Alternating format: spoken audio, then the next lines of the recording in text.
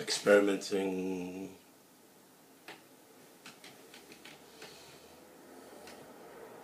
The language we use.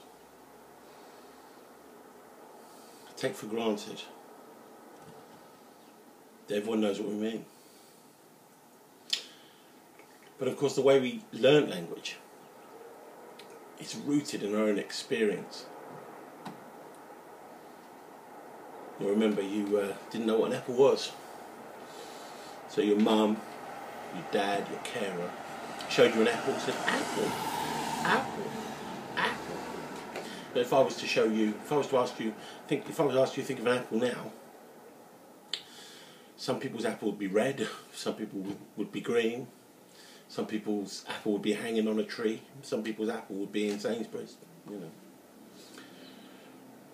Language is processed unconsciously, so I don't need to think consciously about apple to know that an apple's an apple.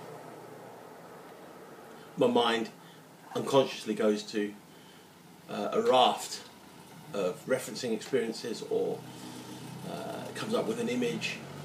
I'm not even aware of it. When I see the word apple, I know what it means. When someone says apple, I know what it means. But in order to know what it means, I have to have referencing experiences inside that that clue me into what apple is.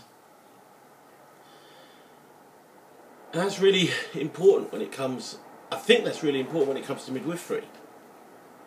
Because the words we use around women and their partners to each other are constantly sending others on an unconscious journey to find out what we mean. An unconscious journey to referencing experiences from the past. Always. I wouldn't know what a thing is unless I'd have had some kind of experience of it in the past. So, let's try out a few words that we use regularly as midwives. How's the pain?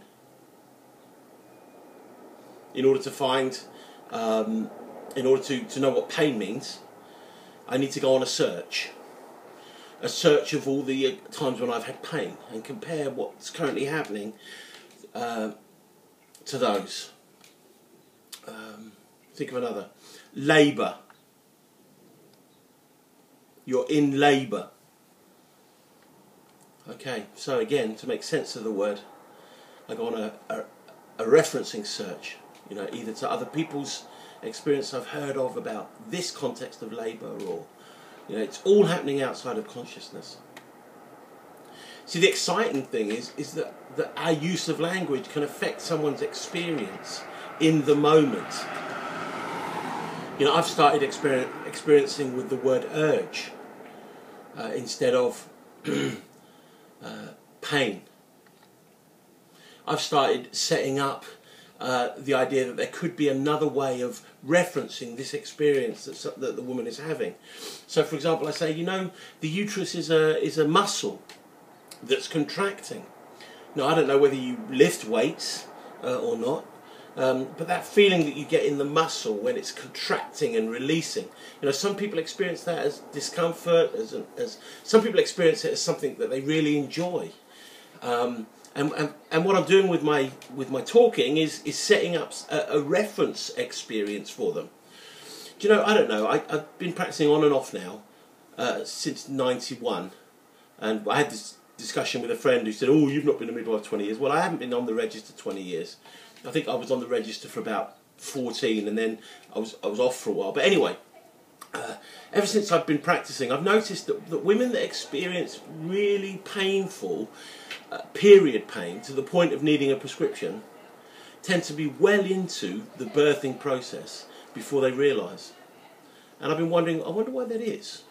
I wonder why that's the case. And I think it's got to do with this discussion we're having now about referencing, about having referencing experiences. Because I've noticed when I talk to women about referencing their experience with muscle contractions to the process of labour starting, or the birthing process starting, women seem to have a different experience. You see, our words are very important in the context of being with women, in the context of the birthing process. They make a difference. They send people onto meaning journeys. We can make an enormous difference just by adjusting some of the words we use. And we'll talk about that more maybe in another video.